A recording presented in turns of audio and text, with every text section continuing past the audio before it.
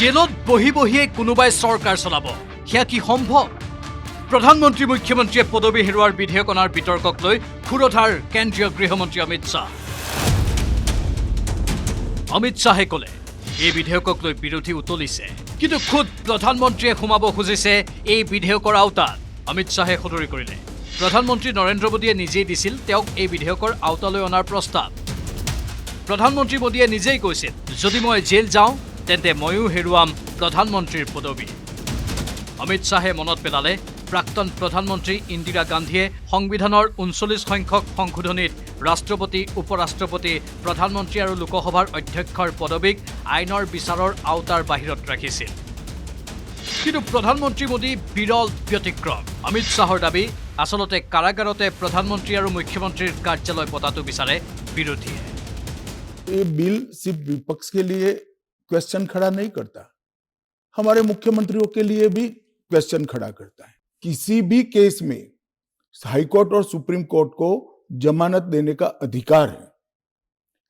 अगर जमानत नहीं मिलती है तो आपको पद छोड़ना पड़ेगा।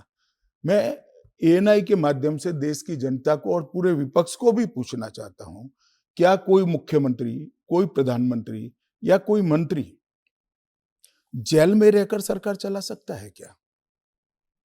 इस देश के लोकतंत्र के लिए शोभा रूप है क्या? और अगर 30 दिन के बाद जमानत मिल जाती है तो वो फिर से शपथ ले सकते हैं। উল্লেখযোগ্য, সংসদৰ বৰ্ষাকালীন অধিৱেশনত সদনত গৃহমন্ত্ৰী অমিত শ্বাহে উত্থাপন কৰিছিল 130 সংখ্যক সংশোধনী বিধেয়ক। এই বিধেয়কক লৈ চৰকাৰৰ বিৰুদ্ধে আগ্ৰাসী বিৰোধী। বিৰোধীৰ প্ৰতিবাদৰ বাবে বিধেয়কখন সংসদীয় যুটীয়া কমিটিলৈ প্ৰেৰণ কৰে গৃহমন্ত্ৰী অমিত শ্বাহে। ইফালে বিৰোধীৰ বিতৰ্কৰ পিছত সোমবাৰে সংবাদ মাধ্যমত আত্মবিশ্বাসী গৃহমন্ত্ৰী অমিত শ্বাহৰ ঘোষণা, সংবিধানৰ 130 সংখ্যক সংশোধনী হ'বই।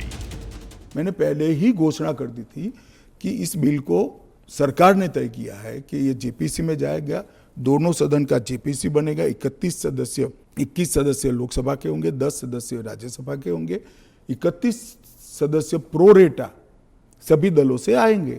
क्या ये बिल पास हो जाएगा? मुझे तो विश्वास है हो जाएगा। कांग्रेस पार्टी में ही और विपक्ष में ही कई लोग ऐसे निकलेंगे जो मोरालिटी का सपोर्ट करेंगे, मॉरल ग्राउंड को बनाए रखने के लिए सपोर्ट करेंगे। সোমবাৰে অমিত শ্বাহৰ আক্ৰমণৰ টাৰ্গেট হ'ল বিৰোধী। কংগ্ৰেছৰ স্ববিৰোধী স্থিতিক লৈ আক্ৰমণাত্মক গৃহমন্ত্ৰী অমিত শ্বাহ। 2013 চনত তেতিয়াৰ প্ৰধানমন্ত্ৰী মনমোহন সিঙে ৰক্ষণাবেক্ষণ দিব বিচাৰিছিল লালু প্ৰসাদ যাদৱক, কিন্তু সেই অধ্যাদেশ ফালি পেলাইছিল ৰাহুল গান্ধীয়ে। ৰাহুল গান্ধীৰ এই নৈতিকতা এতিয়া ক'ত গ'ল বুলি প্ৰশ্ন অমিত শ্বাহৰ। लालू प्रसाद जी को सजा हो गई। मनमोहन सरकार एक ऑर्डिनेंस लेकर आई कि 2 साल की सजा हो तो भी अपील का स्टेज बाकी है तो उनकी सदस्यता नहीं जाती है। यही श्री राहुल गांधी इसको कंप्लीट नॉनसेंस कहकर सार्वजनिक रूप से प्रेस कॉन्फ्रेंस में फाड़े थे और मनमोहन सिंह एक सॉरी फिगर बनकर रह गए थे पूरी विश्व के सामने। आज वही राहुल गांधी बिहार में सरकार बनाने के लिए सजा हो गई, वो लालू प्रसाद जी को गले मिल रहे हैं। ये ड्यूअल स्टैंडर्ड नहीं है क्या?